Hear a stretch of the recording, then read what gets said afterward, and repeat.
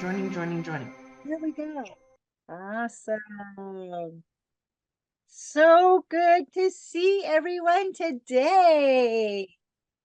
Oh, Hi this there. is fantastic. Hi, how's everyone?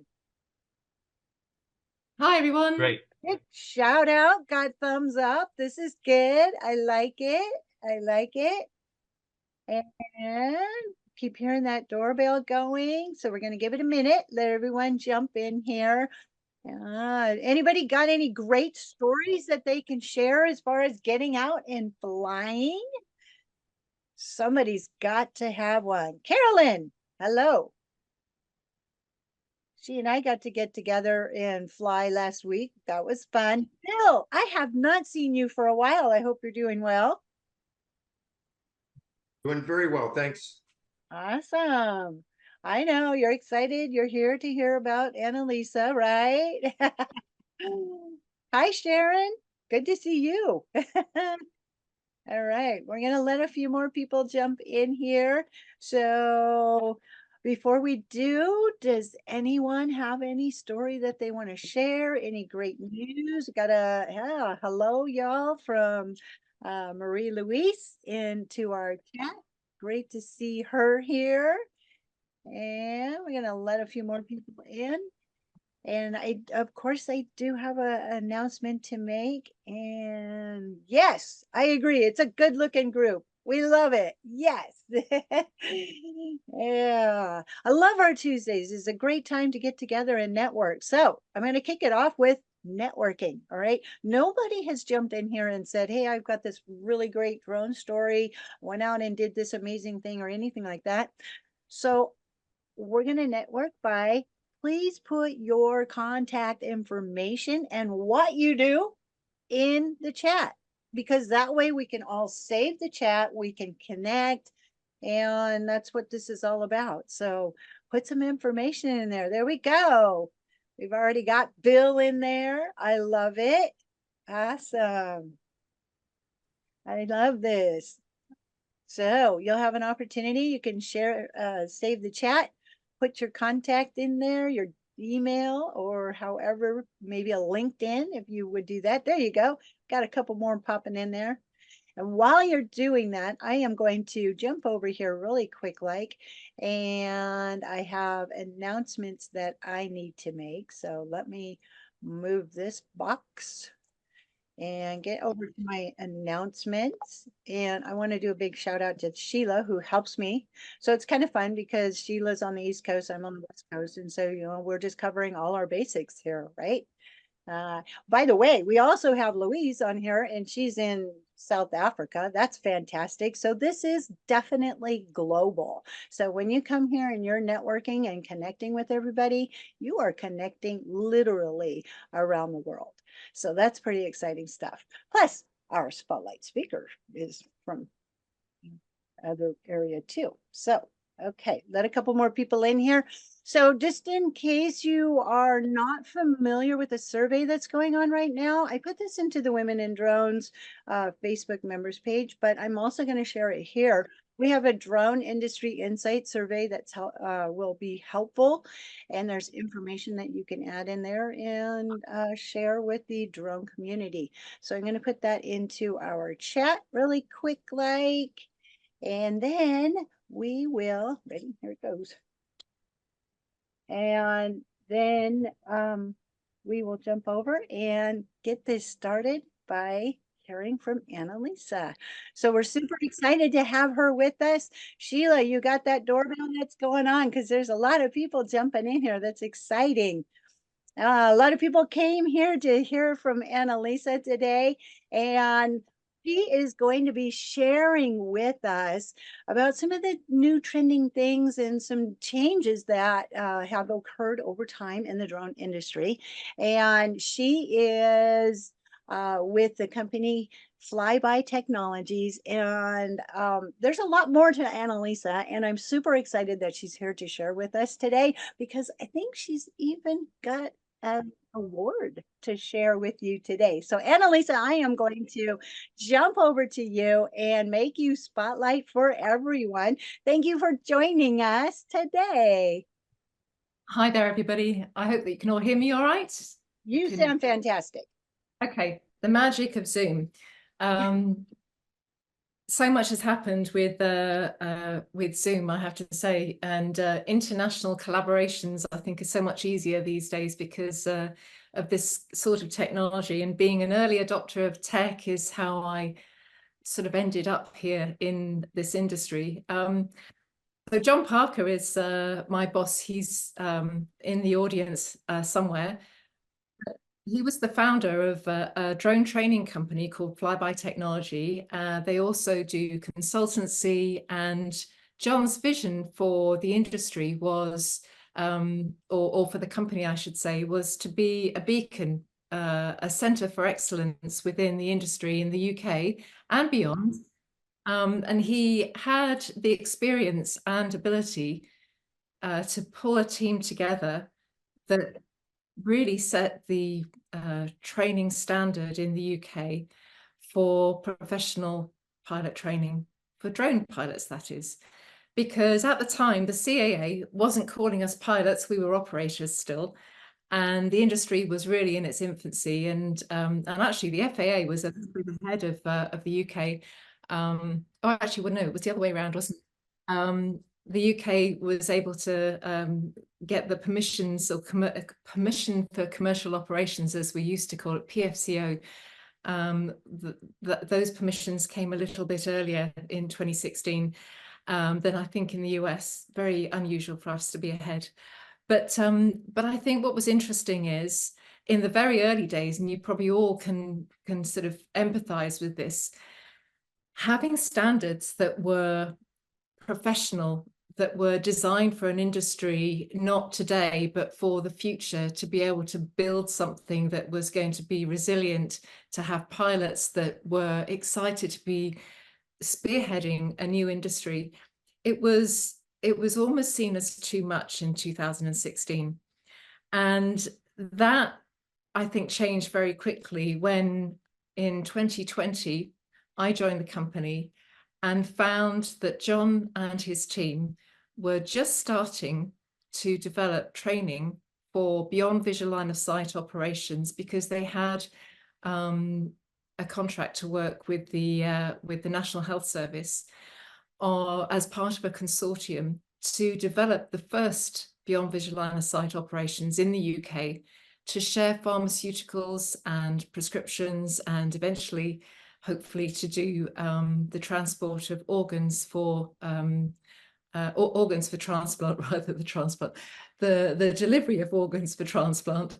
And that was revolutionary.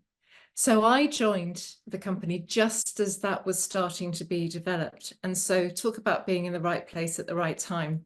I'd got in touch with Flyby Technology because I wanted to get my permissions. I'd been living and working in the US for many years, actually. Returned home in 2017 and 18 because I had parents who were not too well. And so my filmmaking business in the US was sort of put on hold. I created content for museums, for small businesses, for corporations, for anyone that really needed really interesting and well put together stories using video to be able to explain themselves. Because there's nothing like having a personal story and having a connection with someone when you can watch an intimate video sort of portrait, if you like, either of a service that's offered, or of some other kind of product perhaps, or if it was a bank, having a story of a couple that's just taken the keys to their first house, rather than having the bank manager sitting there in the suit telling you why you needed to come get your mortgage from him. I just wanted to turn storytelling on its head using video. And that's how I decided that I wanted to learn to fly drones and use them to provide an aerial perspective, or to use them as a dolly for filmmaking, because the equipment for carrying cameras into places that are a bit more difficult and perhaps sensitive, environmental considerations are always something when you're taking a big film crew in. So I always worked mostly by myself. So having a drone to be able to go to places that were usually reserved for much bigger equipment to get those beautiful sort of smooth shots, or the aerials. That was my idea. So I happened to be a news photographer for quite a number of years, both freelance and as a staffer.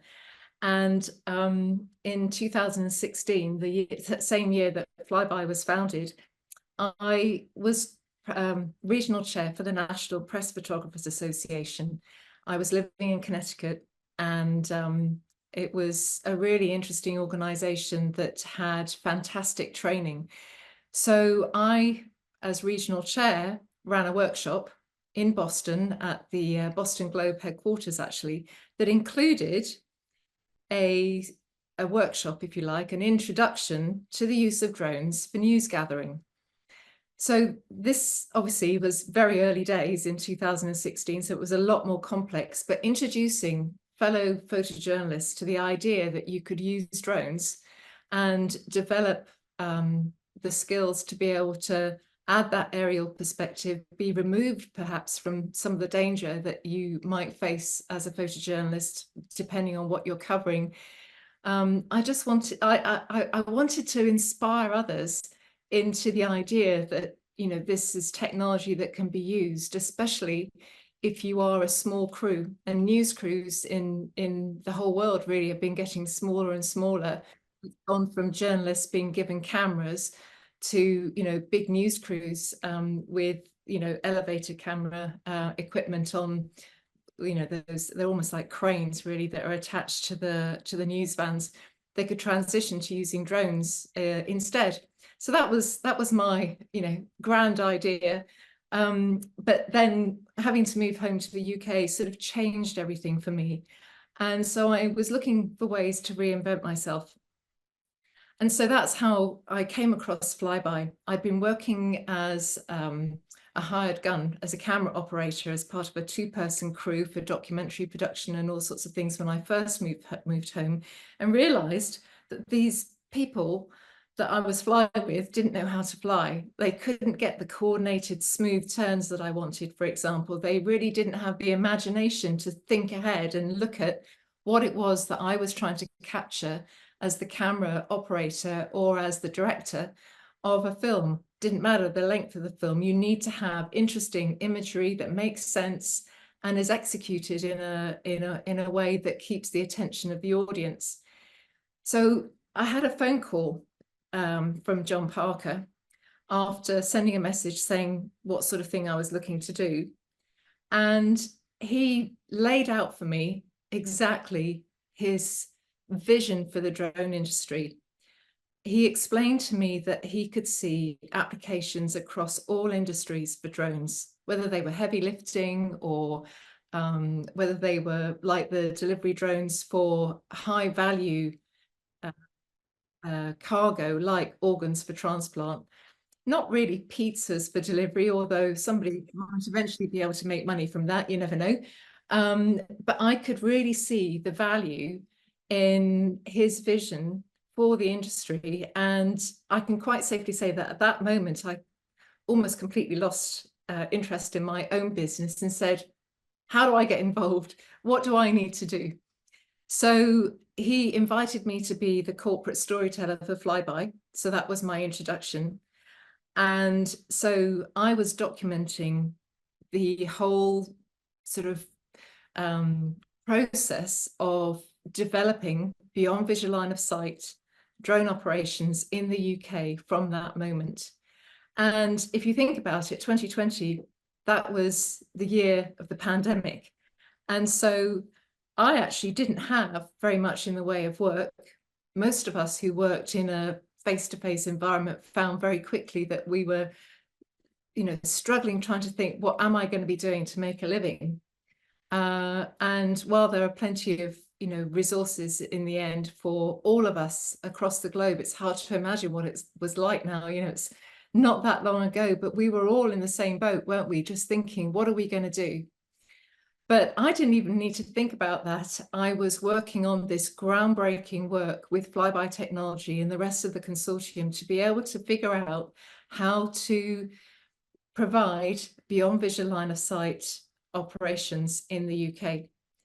And so Flyby wrote the first operational safety case and got it certified, got it approved rather, through the CAA.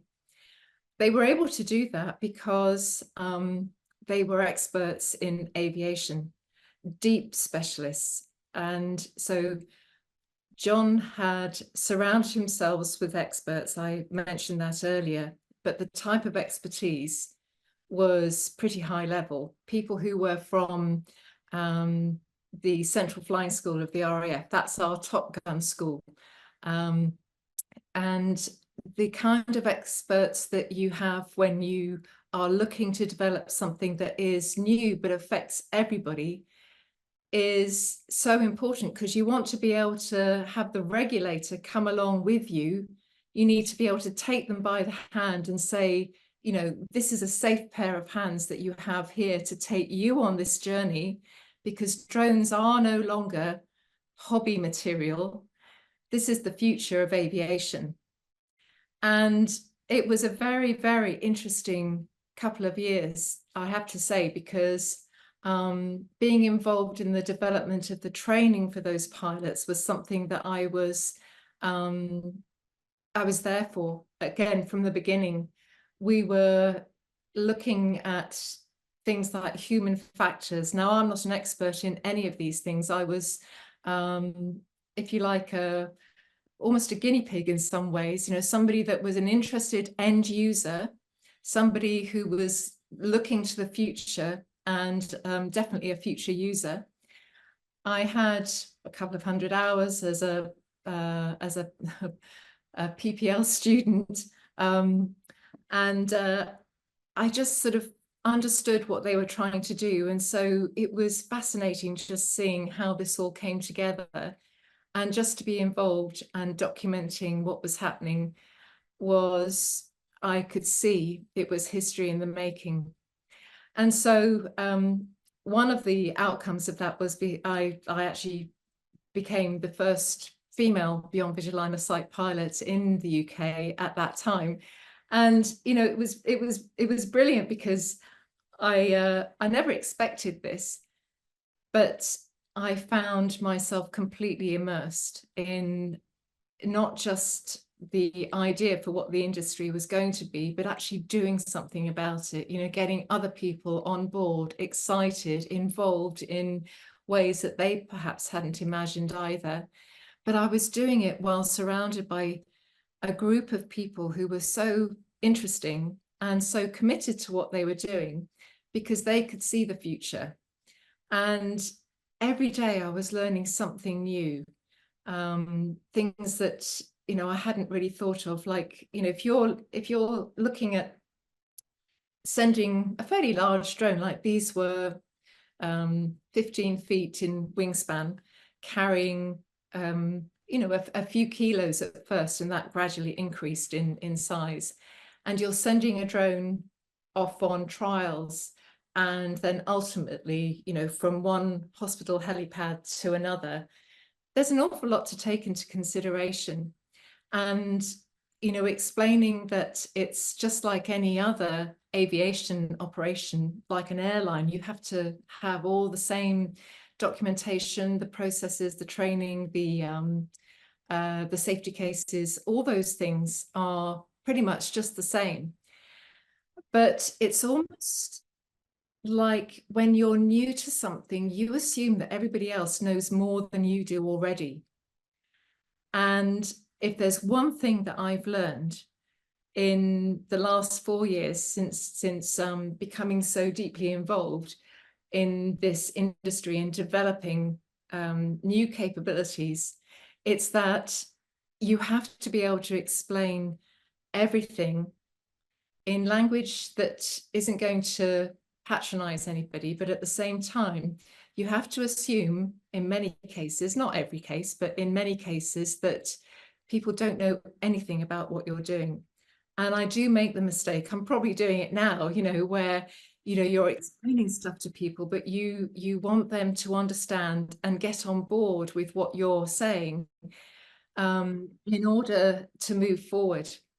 And so I'm going to spring or fast forward a little bit, because in February 2022, a few things had happened. We had developed our own aircraft. It was designed as a training platform originally. It was a vertical takeoff and landing aircraft that could then fly on the wing for extended range. And at that time, all the humanitarian use cases that we were thinking of were really going to be dependent on us developing this aircraft to be able to use it, because there were a lot of problems with the airframes that we were using. They happened to be made in China, but they could have been made anywhere. They were Mugins. And I can show you some pictures in a moment. I'll skim through the gallery in a minute, but I'll keep talking. So a lot of people were using these airframes, and we found them to be a bit unreliable. They would, develop cracks, for example, that, before we'd got many hours on them. So we really thought, no, we need to make our own. And that brings with it its own problems, like where do we fly? So we developed a relationship with a Turkish businessman who wanted to provide commercial drone training for pilots in Turkey. And he wanted the best training that was available. So he came to Flyby because he recognized that they understood the language of aviation, that they had a lot of experience under their belts in beyond visual line of sight flight, and they had the right mentality towards the industry. So the UK had just adopted EASA rules, and it was difficult because with the EASA rules, you could get a permission really to fly, for money, for commercially, without actually having any training. You took a written exam, but you didn't need that face-to-face practical training. So a lot of the smaller jobs that I was doing, and a lot of people like me, disappeared really, because why would you hire me for a much higher daily rate than somebody who didn't have a lot of experience but had a capable drone with a camera that could take photographs for real estate or other, smaller jobs. So they wanted in Turkey not to make the same mistakes that we'd made in the UK, to develop the industry on the civilian side. And so we went to help them. And so that hence the idea of being able to fly and develop an aircraft in a place where they made it easy for us to be able to do so by giving us the space and permissions that were far less restrictive to be able to fly these aircraft that we were developing, and do the kind of testing that you need to do to get something that can be moved forward as a project. So the Royal Air Force saw this just as Ukraine was invaded in February 2 years ago, and they asked whether there was a particular job that they had in mind, and asked if we could do that. So John, in his inimitable fighter pilot style, said, okay, well, we can see if we can do that, but if we're going to go all that way to perhaps jam something, why don't we kill it when we get there? So I was there and thinking, wow, okay, so what does this mean? Well, what it actually meant was that we had a trial that involved firing 2 laser beam riding missiles from a hovering platform. And my job in the early days was to go shopping. And what girl doesn't like going shopping, so the Farnborough Air Show was coming up, and I went to the Farnborough Air Show. It was the hottest, I think, day on record that we'd ever had. It's the show is a week long, but the few days, the commercial days when I was there, were ridiculously hot. And so the shopping list that I had included things like the confident electric motors and lightweight missiles. So how do you go from filmmaker to suddenly going shopping for a project that is being sponsored by the Royal Air Force?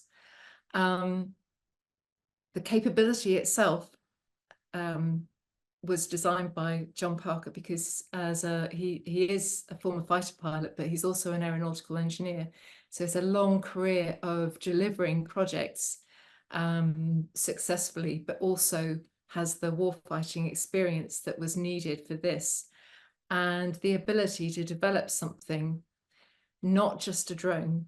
Nothing that we do is about a drone. It's all about delivering a capability. And that means for the defense, or for the military, or for humanitarian purposes for that matter. And it's really nothing to do with the drone. So in talking about delivering a capability, this is what we do. And it's been a real journey. You know, I mentioned earlier about being able to explain to people really in terms that are understandable what this actually represents. And so we managed to achieve a world first in launching a Mach, or launching missiles at Mach 1.5. The missiles themselves leave the platform at Mach 1.5 and it remains stable. That sort of thing is, you know, a real achievement. But what and how you employ that technology in a battlefield, it looks like it'd be obvious. And as someone who's not a warfighter, I was making presentations, and a lot of people understood immediately what this represented, and others not so much. So the world is a fast changing place right now. And so I did a presentation of our capability, our new capability. It was a NATO sponsored presentation to the Iraqi army. And I will never forget this, because the general who was in charge of the retaking of Mosul was who I was presenting to, and or he was in the room with several others, and he was in tears, because he suddenly understood what it was that he could have done to save his people had he had the Jackal. And so that really made me think about what we have. And at every stage, I've learned more about how, you know, how quickly the world changes, because we wouldn't be supplying this to the Iraqis now because things have changed. But for all our friends and allies who have militaries that are far smaller than they were, we don't have as many fighter jets, for example. We don't have the same amount of equipment that we did have even 20 years ago. We don't have the number of pilots that we had 20 years ago or 30 years ago. And so what is it that will make the difference?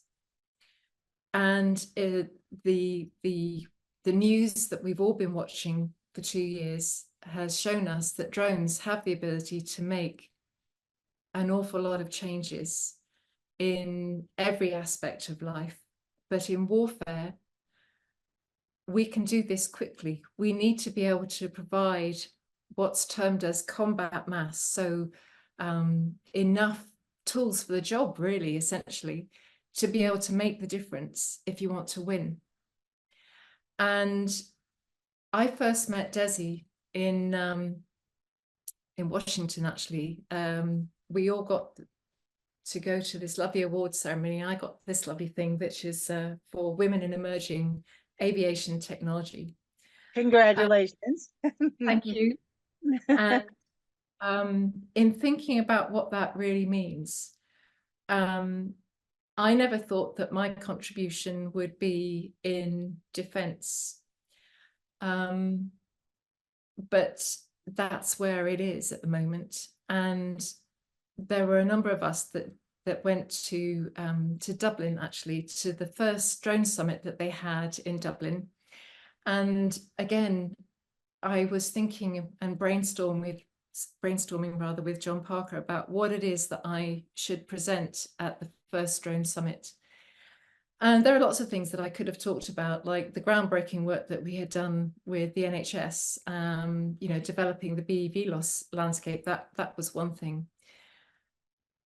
But defending our freedom and having the ability to protect allies, friends, or help them protect themselves seemed like a much, much bigger reason to be able to get up in front of the general public and explain what it is that we do. So I made a presentation about AI and autonomy. And I'm not an AI specialist, and I'm not an autonomy specialist, and I'm certainly not a warfighter, but being able to present what it is that we have as choices and being able to open up the conversation around the use of AI and autonomy in warfare, and making people see that it's not always what you think, either the language, because autonomy means different things to different people, depending on where you are, which industry you work in, and to some degree what you want to believe. And the most interesting thing that I discovered from that, and having lived in the United States for about 15 years, was cultural difference in people's responses to the idea of, well, do you want to win or not? So most people that I've spoken with who are American will say, yes, of course, I do want to win. That's not a question. It's a lot more black and white. And so if the use of AI and autonomy makes the difference between winning and losing, I want to exploit it as far as it will go. And I find that really fascinating. You know, opening up the conversation is what we need to do for all of this. We need to do it in civilian operations. We need to be able to build far more bridges between the urban air mobility market and development of infrastructure, for example, and certainly in investment terms as well. But this is a lot more serious in so many ways when you're talking about defending our right to protect our way of life. And I take that very, very seriously. It's a big responsibility to sit there thinking that you're working in a tech company that has the ability to make a huge contribution to the way of life that we've all come to know and love. And it's hard to believe that we are in this position today, because I grew up in, you know, the Cold War era, 70s and 80s, when there was always something that, you know, in some ways was a bit scary. And it's not that you shut and close your mind to it, but you know, it's something that is there. My parents were both alive during World War II, and it was a different world then. And so a lot of people have grown up without that sort of cultural knowledge that's firsthand about what it's like to be a nation at war. Not for the wars to be elsewhere, but what it's actually like for those individuals. And, you know, we've been seeing on the news a lot, of course, the commemorations for D-Day. My dad was in the Merchant Navy, and his ship was sunk on the way to pick up people afterwards. But obviously he survived because I'm here. But you know, those things are personal. And so I feel very strongly about doing the right thing for all of our sakes. And I know that it will provoke and upset and be contentious, but we have to be able to talk about it. Because if we don't, what's the alternative? And so, you know, whether you think I'm right or wrong, I'm not around in this business to make friends. I've come to terms with that. But I have to say that it's been a journey of it's been an interesting journey, because I've been completely taken aback by the amount of support that there has been for what I've been talking about as one individual who happens to be working for a company that is stirring things up, because we're a small business and the procurement models for defense are, how shall I put it? They are really geared towards much larger companies. And obviously we need the much larger companies for a lot of reasons. Their manufacturing might, for one thing. But there's no reason why an SME can't be the prime contractor for a defense capability. And then you have the defense primes, the big contractors, as your subcontractors. So John Parker always talks about turning the telescope the other way around. And I think that's something which I really enjoy as well, because you have to challenge the status quo. You have to be able to think about things in a different way, because we can't afford not to. We can't afford the time that it takes to train more pilots when they are manned aviation, or whatever the current politically correct term is, but I'm going to call it manned aviation. When it takes 5 or more years to train a fighter pilot, and longer to build the fast jets that they might fly, you know, we need a different solution that complements those capabilities. And drones are the answer, together with AI and all the other human machine teaming, multi-purpose machine learning, all the other fantastic technologies that we can employ to make this work for us and protect what we know and love. So I've been droning on for quite a while here. How about I show you some pictures? And forgive me. Everyone is enjoying the conversation while you're bringing that slide deck up. We would love to see your pictures. Your heartfelt compassion it's just really resonating with everyone in the chat, and a lot of great conversation going on. And so, okay, we see it. We've got your slide deck up. Okay, good. All right. So wait a second, wrong one. You're in presenter what's that? view. That's in the presenter view. You wanted to do the full screen. Oh, sorry. Okay. End show. Okay, so full screen. Sorry, So you can tell. play from the start, right? Okay, got that. Okay. All right. Got it. So I was talking about the presentation that I did in Dublin, and that was about AI. But this is who I am, and you know, I think when being awarded something as lovely as the Women in Drones Emerging Aviation Technologies Hall of Fame was I was thinking, I don't really need to go, because it's a lovely thing. But you know what that does when you are part of a group that is truly pioneering, you understand so much more about the industry that you work in by networking with other people and understanding the work that they do. Because when it's your work, it always, you know, you're used to what you do, and it never, I mean, I'm not going to say that it's not interesting, because I love what I do.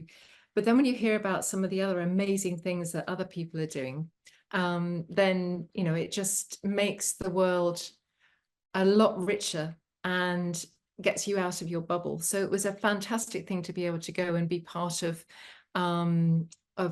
this group that was being honored, and I loved it. And I feel the same way about having been elected as fellow of the Royal Aeronautical Society. That happened in January. And I have to say, when I go to the, I mean, their facilities, their building is in London, and the place is filled with history. You know, all the big names in aviation are in that building in some way. Frank Whittle, the inventor of the jet engine. You've got R.J. Mitchell, the designer of the Spitfire. You've got these names, and you're walking and thinking, gosh, you know, I'm also a fellow here, and it's very humbling and inspiring all at the same time. This is me doing my flight skills training with John Parker, flying a Phantom. And this was me when I had just passed my beyond visual line of sight, the skills test, actually. And I thought that they were being really mean to me because I had watched the other flight skills tests, because, you know, you're flying in this lovely space with all the screens that you have for navigation and everything and setting up your route. And I realized that there were a lot more system failures that I was getting than any of the other pilots. There were about half a dozen of us that were being tested that day, and the drone was probably about a mile away, a bit further perhaps. And as it happened afterwards, I found out that the system failures were real. And the guys, all the engineers and the instructors and the examiners were standing behind me. Obviously, I couldn't see them. They were all holding their breath because there was, you know, a couple of £100,000 worth of machine out there somewhere, and they hadn't had some of those failures before. But, you know, I sky parked myself, and I figured out how to reboot some of the systems, rebuild the route I was flying, and then ultimately come in and land safely. And so, you know, that just shows you the value of good training is absolutely priceless. You cannot replace good training. And, you know, it needs to be reinforced in so many ways. So this is Rainbow One. This is one of the drones that we were flying for the NHS. Now, I wasn't doing the flying of the drones on the flight tests, but this was in the news. These pictures, I mean, I was documenting the whole process. So these are all my images. But it was amazing. You can see some of the fleet there, and you know, they're, you know, quite significant sized aircraft, and carried, you know, a good load. So I was documenting this as I said, I was sponsored by JVC. Actually, they gave me some nice camera gear to work with. And at the same time, I've been working on another story, which is still going on in the background, and that is documenting the Sea Harrier story, because so much of what we do at Flyby now is possible because of the experience of the vertical takeoff and landing community that is the Sea Harrier community. So many of the problems that we've encountered, either whether it's you know, functional or engineering, the troubleshooting has been possible because these chaps really understand vertical takeoff and landing, flight, and the transition to the wing as pilots and engineers. And so it's fantastic. I mentioned also that I had been working on my PPL for a long time. So this was my first solo in a Cessna 152. Yeah, it's about 20 years ago now. And this was our training school in Turkey. And that's me at the equivalent of the FAA in Ankara, working with the regulators. And so this image we created to show what the Jackal was all about. So this is a scene that we used AI to generate, actually, and then we had our fantastic artists overlay our 3D renderings of the jackal. So those are real renderings of the aircraft, but the background scene is generated using AI, which I just think is fantastic. You know, so you've got a bit of analog and digital mixed together with fantastic new technology. And so, like I said, you know, being able to stimulate, provoke, upset, and challenge people. I mean, here I don't need to leave for my own safety, but in a room full of people who you're wondering, you know, what do they really think about what you've just been saying? I would say that just to, you know, lighten the room a little bit and get a bit of a laugh. So I won't go through all the missions that are possible with Jackal, but these are some of the, you know, things that I've shared with military consumers from around the world, really. So thinking about AI again, you know, the low force numbers that we have, and that AI is going to be the difference between winning and losing. And I really like this analogy, actually. John Parker came up with this, and it made me laugh. But, you know, if we invented the bicycle today, would it be outlawed? And of course, the answer is yes, because, you know, what do you mean you're going to have a little kid go out into traffic, you know, moving traffic, and they're going to be on two wheels pedaling themselves? You bet, you know, no regulator is going to say yes to that, are they?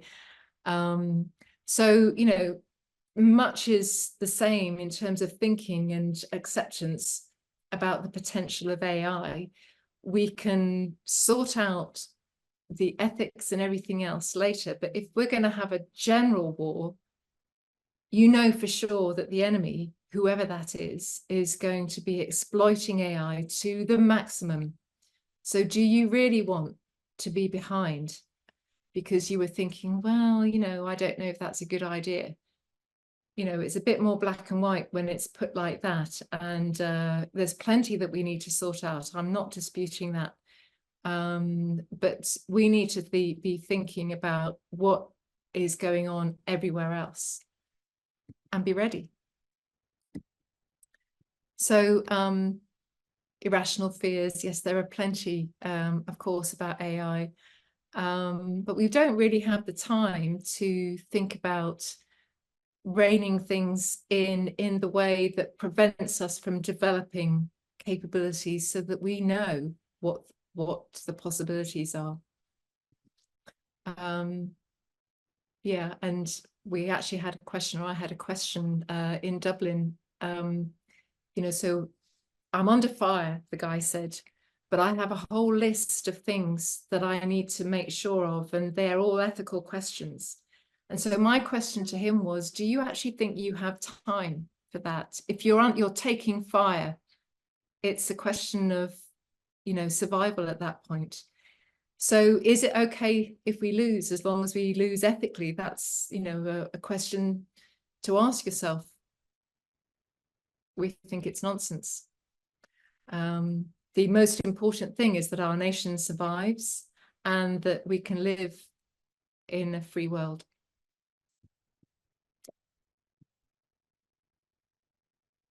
So we need people to say yes, that we need to get on with it. So in the UK, we always talk about which direction, you know, who's making the decision, where do we go? And we need to go forwards, and it needs to be a national effort, and that is happening. And so we always also talk about, you know, being able to do things and sort out the regulation after. You need to know what's possible first, and then draw lines around the things, you know, that you perhaps don't want. So this is a, oh, I want to go back there. Hang on, sorry about that. This is our firing video. This is the trial. So you'll get to see each other.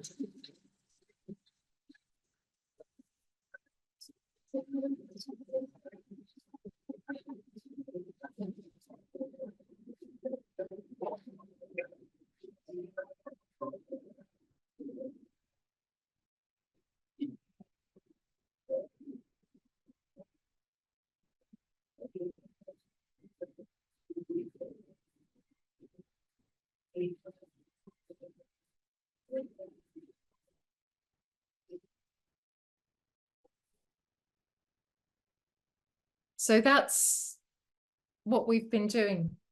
And you can see probably why it's generated so much interest. One of the biggest things really is certification. And when you've got a drone that is perhaps going to be in service for a very limited amount of time, or it's not going to have a crew on board, it's not really sensible to have certification that takes maybe 5 years. And so we talk about certifying in layers. And it's a concept that has been embraced really for future capabilities, whether they are military or civilian for that matter, because the idea that you have to recertify a complete aircraft if you've changed some componentry doesn't really make sense for the way that aviation is moving now, because technology is advancing so quickly. You've got new materials and new computing powers, and of course, not to mention AI as well, because of course that's just software. It's task orientated, and you just need to be able to keep moving and always update and improve the products that you have. We're used to that with our phones, for example. So there's no real reason why future technologies in aviation can't be certified in a completely different way that makes a lot of sense and enables the industry rather than disabling it. Just a little picture here of the Jackal on its second or third flight, carrying a 35-kilo underslung load that was, full of sweeties, very stable. And as you saw in the video just then, that launch didn't even affect the way that the Jackal was flying. It just stayed nailed to the sky, really. So as a capability manufacturer, we partner with a lot of well-known names to be able to create what we are creating. And so thinking about the use cases for civilian operations in the future, they are many. When you've got a good payload, and you can fly both as an octocopter and with wings, there are lots of possibilities. And I actually spent about 3 months in Turkey during 2021 because they had an enormous toxic algae bloom, which was killing off the reefs, the fish stocks, and it posed a real threat to human health as well. And so I forget why I was saying that now, but technology for drones can be employed in so many different ways, even ways that we haven't thought of yet. And so I brought together, with the magic of Zoom, experts in the cleanup of water, whether it was salt water or fresh water, from all over the world, from the US and Canada, the Netherlands in particular, because they actually hadn't thought of deploying the solutions that they've already proven using drones. So the logistical experts at Flyby helped me put together this plan, together with all the others providing their solutions, to be able to clean up this big problem, because toxic algae blooms happen all over the world, using drone tech. And when you have a capable drone platform that can fly semi-autonomously or autonomously in the future, and be able to deploy those solutions. The Sea of Marmara is about 4,000 square kilometers. That's a really significant, problem that is solved using tech in an innovative way, I think. I love this sticker. This is the military calls them zaps, stickers. Oh, you've got yours, yeah. Nobody escapes an encounter with me without getting a Jackal sticker. And actually that includes the chief of the US Army, who I met very, very, very, very briefly, General Randy George. And I'm sorry, but he didn't escape without a sticker, which he put into his top pocket. It's probably at the dry cleaners now, but anyway, lovely chat. But you know, when you have 10 seconds just to say hello to somebody, you want to make an impression, so we got a sticker. But that is the Jackals app, and I'm going to end here, and this is the Vandal. Now, we are not a one-trick pony, and this is another capability which has come from the magic of John Parker's brain, as a revolutionary, I think, aeronautical engineer and designer. This is a hypersonic vehicle. And if you think that we are an SME and we have a hypersonics program, it's absolutely incredible. And so you have to watch this space, I think, because the future is there for the taking. And if there's anything that I can say in closing here, it's that you have to be able to jump in and just run with what you believe in. And I really believe in the drone industry as an enabler of technology, but I also believe in the future of our industry as the future of our world, really, because there are so many things going on where we can help stabilize and enable nations to just take a deep breath and know that there are solutions. And I think I'll stop there. Wow, how impactful. Wow. A lot of great conversation going on in our chat. And Annalisa, we just can't thank you enough for the conversation that you've provided for us, thought-provoking. There's a lot of conversation about, you know, we can't put our head in the sand, that's for sure. It does promote mixed feelings. And so what you're doing is amazing. And the conversations that you're having are fantastic. And I also want to thank John, who is on here. Yeah, he's here somewhere. He is. He's been behind the scenes. So, but thank you, John, as well. I did put the link into our chat for the website, but I didn't know if somebody wanted to reach out to you. Is it okay if I put your contact information in as well? Oh, yeah, absolutely. Okay, I'll go ahead and put that in there. And so before I wrap it up, I'm going to put your contact in. Before I wrap up, I do want to say one thing that I was could have done a shout out about prior, and I didn't. So I'm sorry, Louise. Louise has her coffee or her fireside chat. So I put information in there for next Thursday. She has an amazing guest speaker. So I want to put that in there. Circling back to just heartfelt. And Annalisa, thank you so much for sharing with us, sharing your story, sharing your passion, and just moving the industry forward in the thought-provoking conversation that you have provided for us. So I thank you so much. All right, with that, we are spot on up at the top of the hour for everyone. And a lot of thank yous going into our chat. Like I said, there was a lot of great conversation in there. And so we really appreciate your time coming and sharing with us. You're very welcome. So I want to thank everybody for joining us. We'll see you next week, and hope you get out and fly. And yeah, we got another thank you, Annalisa and John. Yeah, John should pop on and show his face if he can. I know. I think he should. Are you there, John? I made him spotlight. He could or I made him co-host if he wanted.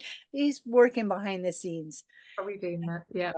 So I think we might get him. Yeah. Yeah. Did we get him? No, I think he might have had to jump off instead. Okay. Oh, right. All right. Oh, he's there. Oh, he is there. We got him. Yes. Hi, John. Thank you. He just muted, but he's there.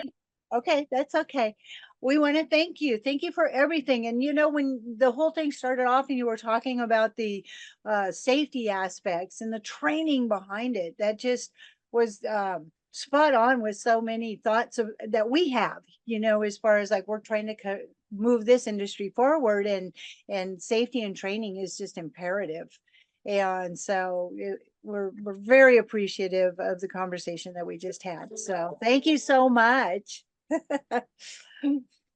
All right. With that, we're going to let everybody go because it really is 10 o'clock and you might have another meeting to run to. All right. Annalisa, thank you. Can't wait to see you again sometime. Yeah, Pick, absolutely. Thanks, pick the everybody. country. Yes, anywhere. Yeah. All right. Louise, look, she got to pop in here as well. That All was right. it. All right. Bye, everybody. See you next week. Thank you. Thanks. And the Thanks so recording much. will be available. It'll take a couple weeks, but the recording will be available. So it'll be on the Women in Drones website. Thank you so much. Thanks for having me. You. Oh, are you kidding? Thank you. All right. And like I said, I got your sticker. Yes, no, I think I'll have to find a way to get stickers to more of you. Yes, we've got a few of them. Yeah. I remember you said everyone gets a sticker. I love it. Absolutely. Yes. Yes. All right. It's All a right. little bit of fun, and I think, you know, we deal with such serious things, and so very often you need a little bit of light relief. And if there's one thing that we do in the UK quite well, it's humor, and I think that it's appreciated sometimes when it's a serious subject, just to break the ice a little bit. Agree. I totally agree with that. Yes. Yeah. Add that in there. And so, yeah. All right. Well, we'll see everybody next week. Have a good day. Have a great week. Yeah. And we'll Well, see thanks everybody for coming. you. Thank you. Bye. Bye. That kind of wraps it up.